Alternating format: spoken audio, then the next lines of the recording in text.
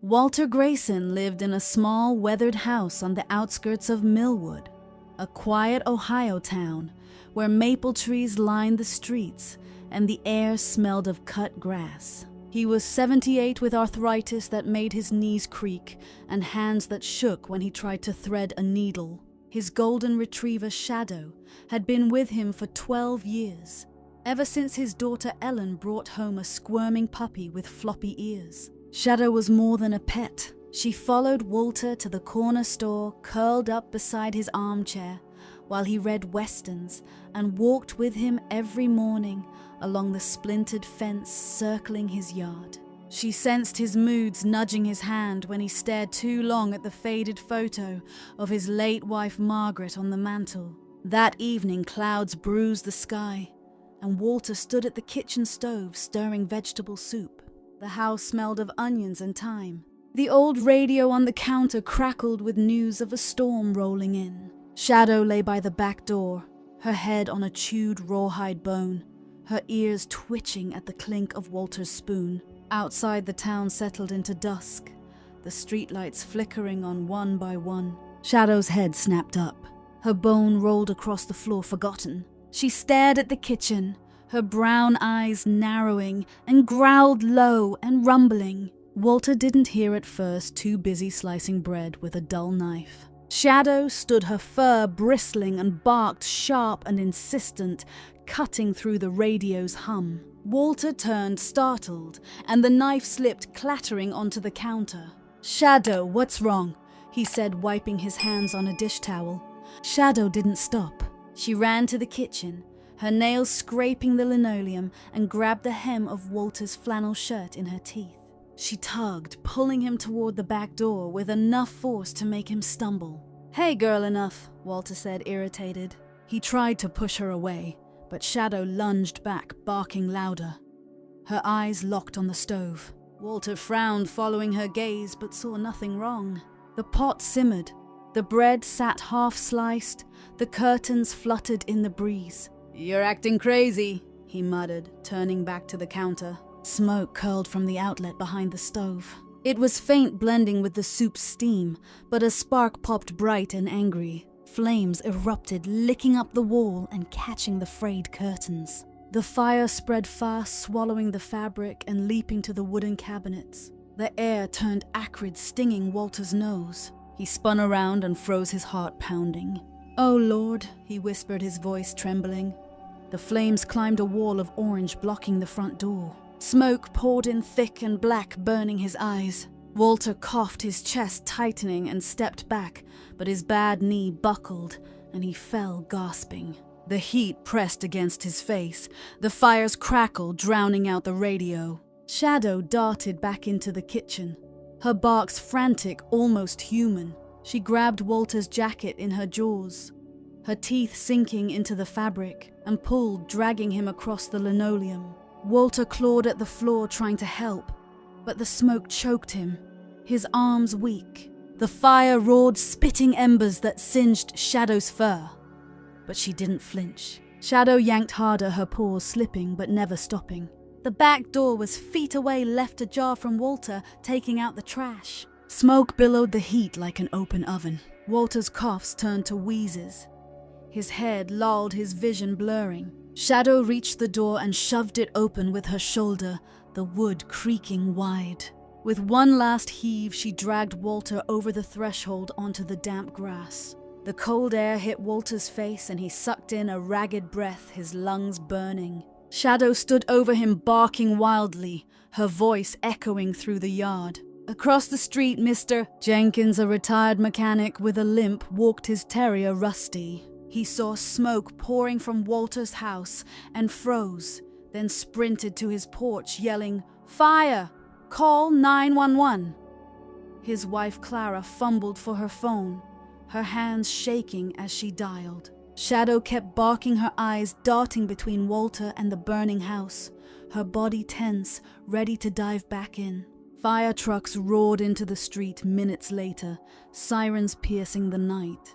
Firefighters spilled out, dragging hoses, shouting orders. A paramedic named Tom Young, with a shaved head, knelt beside Walter and slipped an oxygen mask over his face.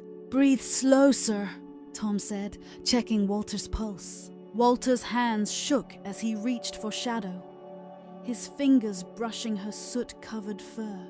"She got me out," he whispered, hoarse through the mask. "She didn't let me die." Shadow pressed against him, licking his hand, her tail giving a weak wag. The firefighters battled the blaze, spraying water that hissed against the flames, but the house was lost. The roof caved in with a groan, sending sparks skyward.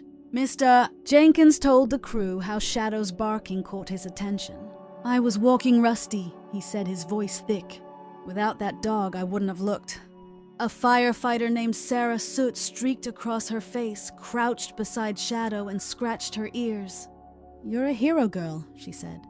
Shadow's eyes stayed on Walter, never leaving him even as paramedics lifted him onto a stretcher. At the hospital, Walter lay in a bed with crisp sheets, an IV dripping into his arm. "The doctor?" Patel, grey-haired, checked his chart and said he was lucky. Smoke inhalation could have killed him, but Shadow got him out in time. Walter stared at the ceiling, replaying the fire, the heat, the moment he thought he was done. Shadow wasn't allowed in the hospital, but Clara Jenkins took her in, promising to keep her safe. "That dog's a miracle," Clara told the nurses when she visited Walter. She knew before anybody. Walter nodded, his throat tight. "She's always known. When Margaret died, Shadow sat with me every night. Now she's done it again." The nurses listened, some wiping their eyes, one slipping out to tell the story. By day's end, the hospital buzzed about the retriever who saved her owner. In Millwood, neighbors rallied. The fire gutted Walter's house, leaving charred beams and ash where his life had been. His photo albums, Margaret's letters, the quilt from their wedding, all gone. But Walter lived, and that sparked a movement. Mr. Jenkins started a collection, going door to door with a coffee can, asking for donations. "That dog deserves a medal," he told everyone, and most agreed, tossing in 5s and 10s. The Millwood Gazette sent a reporter, Emily Young, with a notebook to interview Walter in the hospital. "Tell me about Shadow," Emily said. Walter's voice was weak, but his eyes lit up. "She's my family. Grabbed my jacket, pulled me out of that fire. Didn't care about the flames." Emily's article ran on the front page, with a photo of Shadow, her fur golden in sunlight. The headline read, "Dog defies fire to save owner." The story spread. Mike Callahan, a hardware store owner, donated a new collar for Shadow with a brass tag engraved "Hero."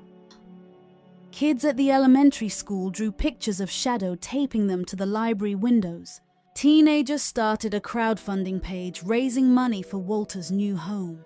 Clara brought Shadow to the park daily, where people stopped to pet her, slip her treats. "You're famous, girl," Clara said, laughing as Shadow wagged her tail. Shadow seemed restless, her eyes scanning the street, waiting for Walter. At night, she slept on Walter's old shirt, salvaged from the laundry, her burn marks scabbed over a small scar Clara cleaned with care. "You're a fighter," she told Shadow, and the dog licked her hand, eyes soft but watchful. Walter left the hospital a week later, moving into the Jenkins spare room. His cough lingered. He leaned on a cane, but he smiled when Shadow bounded toward him, nearly knocking him over.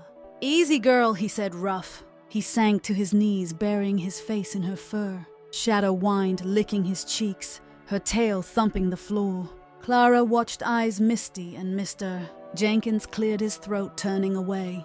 "She missed you," Clara said, handing Walter the new collar. He ran his fingers over the hero tag, his lips trembling. "She's more than that. She's my life." The neighbors threw a party in the Jenkins backyard. Mike brought burgers. Emily took photos. Kids tossed a ball for Shadow. Walter sat in a lawn chair, Shadow at his feet, and for the first time since the fire, he felt hope. Walter's daughter Ellen flew in from Chicago 2 days later. She hadn't seen her father in years, not since a fight over money after Margaret's funeral. The fire changed things. She walked into the Jenkins house and hugged Walter, tears in her eyes. "I should have come sooner," she said. Shadow sat between them, her head on Ellen's knee, as if to say it was okay. Ellen petted her, whispering, "You saved him." Walter watched his daughter and his dog and felt a weight lift.